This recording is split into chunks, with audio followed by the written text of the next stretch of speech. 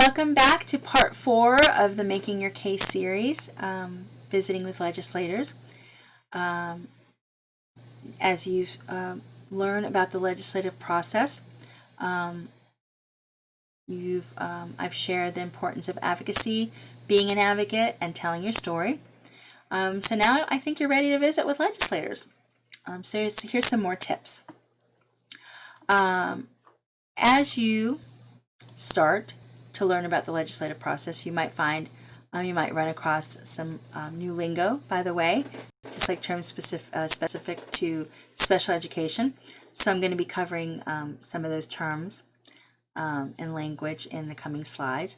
But here's the breakdown of what I'm going to be covering for the next 30 minutes. We're going to spend some more time identifying as a constituent and sharing concerns, the best way to share them, the importance of follow-up. We're going to talk about legislative days and even more tips. So let's get started. Making an appointment. So once you have your meeting set, and the appointment is set well in advance, by the way, you'll need to prepare and know what to expect. Meet as a group prior to seeing legislators to get the rundown. I recommend you take several people, a diverse group, particularly people directly affected by a particular policy, and that always conveys more power than one person. Also, be sure to organize your presentation. Don't overwhelm and alienate a policymaker by bringing too many people, unless, of course, that is the strategy. Before the meeting, determine what the main message that you want to convey to your legislator is. For instance, please play a leadership role in advancing policies to reduce the threat of global warming, or please vote for bills that will reduce global warming. And determine roles for participants. If more than one person is meeting with the legislator, you can designate a group leader to open and close the meeting, and maybe a different person to present each issue or main message. Try to prepare and practice for the meeting. It's always a good idea to run through what you intend to say before the meeting itself. And if you're meeting with a group of people, have each person practice their part in front of the group. And then, time permitting, hold a dry run of the entire meeting. That would be gold.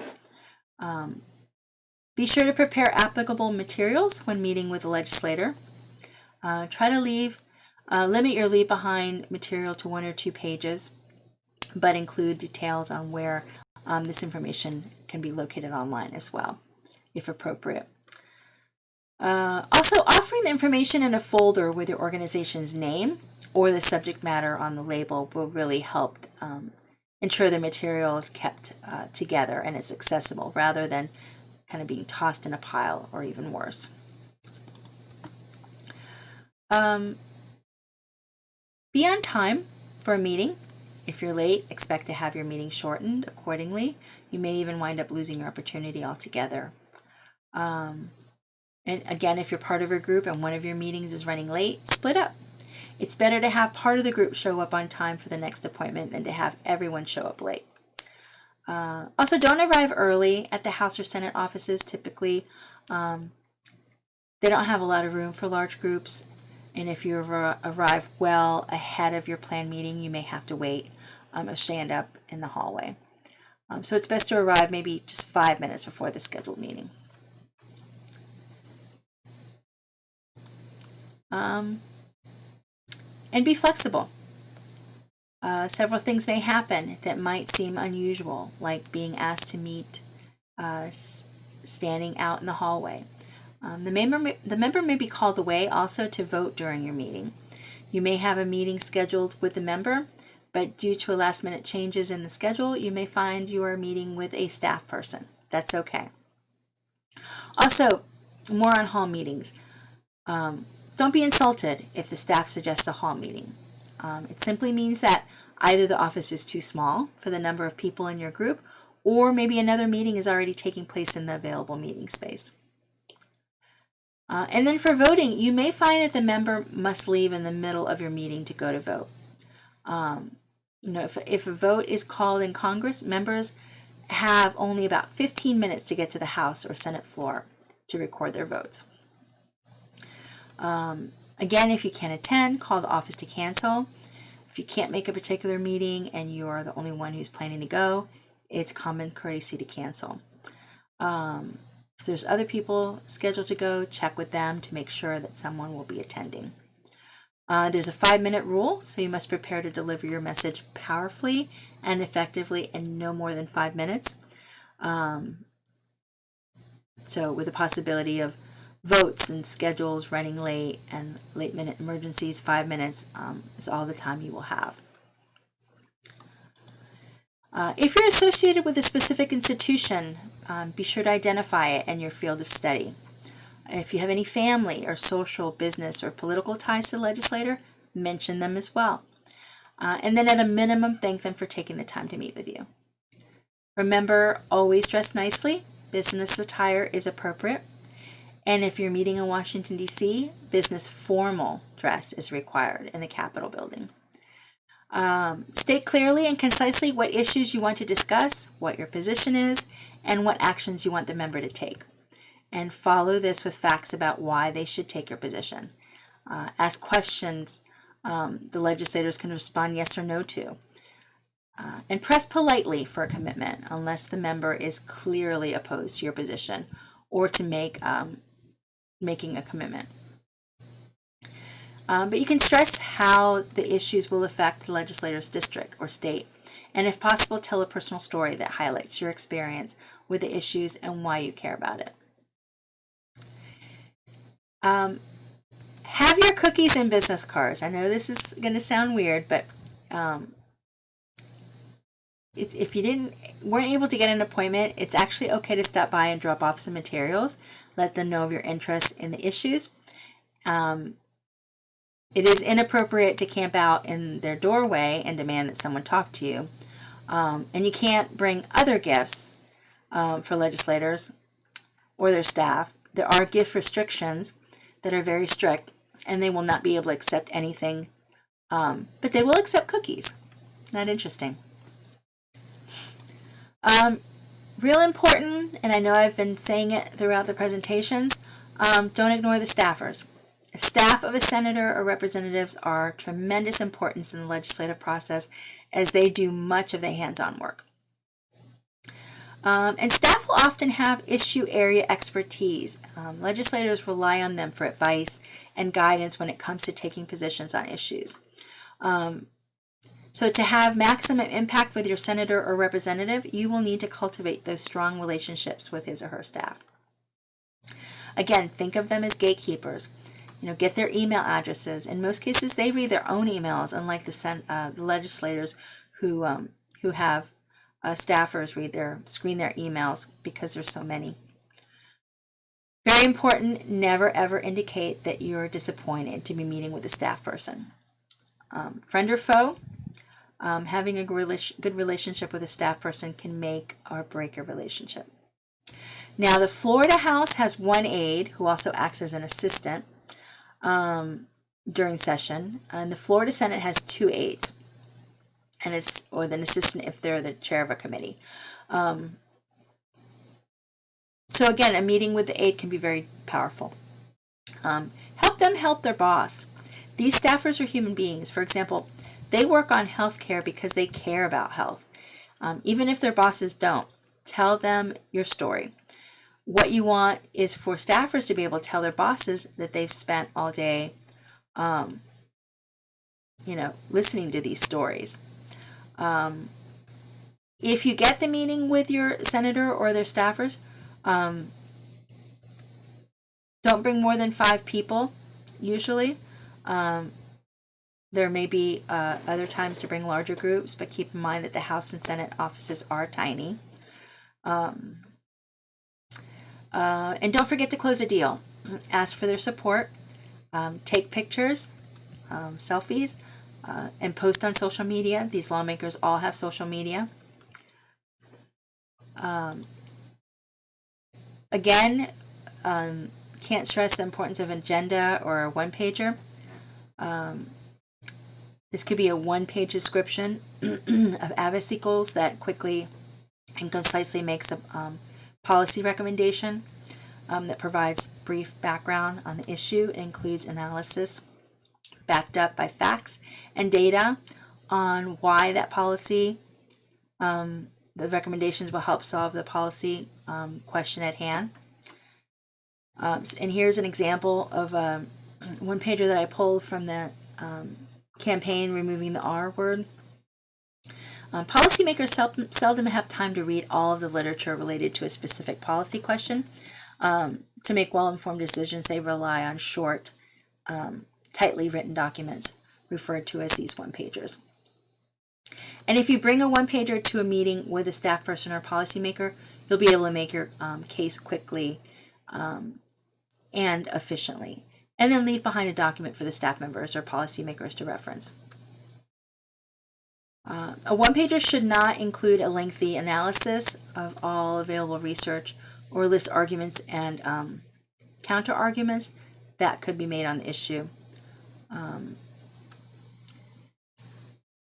Again, research your legislator, learn something about him or her, personal, professional, legislative concerns, as well as your district. Use media and social media, petitions, letters, emails, other grassroots strategies to engage as many people as you can. Use hashtags. When you tweet, if you don't use Twitter or Facebook, it's okay. Email your council or network and tell them about the campaign. Spread the word so that others can get involved.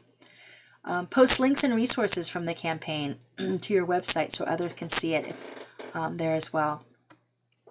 You can also use technology to help you research lots of information available for free on the legislators' websites regarding bills and amendments and committee packets, videos, committee meetings.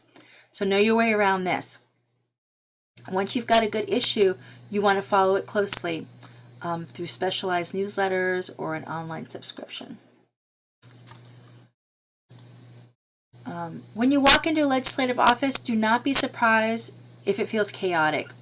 On busy days, telephone rings constantly, television shows, the day's floor debates, staff is hurrying from one meeting to another. Therefore, it's so important to prepare your talking points in advance. The person at the front desk, usually a staff assistant, will greet you. Let that individual know you're there for a meeting and with whom. Sometimes your meetings will be with a staff member. You may be asked to have a seat, sit in the lobby. There's also big events that you can plan your visits around. Like I shared earlier, the Florida Developmental Disability Council and the ARC of Florida sponsor what's called a DD Awareness Day at the Capitol. Usually happens around March. Advocates have an opportunity to educate legislators about the importance of the services and programs currently available to people with developmental disabilities and their families. There's a big resource fair, so attendees visit exhibits to learn about Florida's developmental disability programs and services on the second floor of the Capitol Rotunda. And then they have a rally and press conference in the courtyard, and sometimes the governor and lawmakers are invited to speak. There's also Children's Week. That's another event that celebrates children's issues, and many agencies gather together to share resources. So, just to recap with a few tips. Do your research before contacting your elected officials. Take the time to educate yourself about the issues underlying the proposed legislation. And this involves not only reading and rereading the legislation carefully, but also reviewing the existing laws, if any, affected by the legislation, and identifying those key supporters and opponents of the legislation and their respective positions. Educate yourself about the town, school, district, legislations. Do your homework for legislation. Know the bill number, what the bill is about. For funding issues, know how much is needed and what it's for. And be ready to describe why the issue is important. Be on time. for the meeting. Don't take more time for the meeting unless it's available. Answer questions honestly. That's the credibility. If you don't have an answer, offer to get back to them. Be a good listener. Ask good questions that will keep your agenda on focus. Plan a condensed version of your presentation in case the meeting is shortened, and then have a longer version. But be flexible. And prepare any information or package of handouts, including one-pagers, to have enough handouts for participants in your group.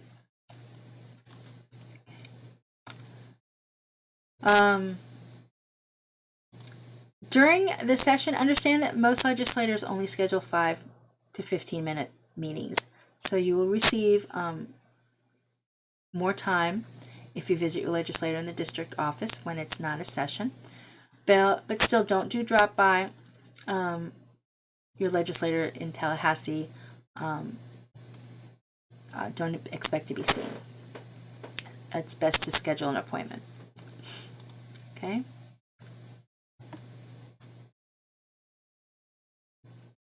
And participate in elections. Vote. Don't complain about the problems unless you are part of the solution. If we don't speak up and communicate with our legislators, we won't get what we need out of policymakers' the process.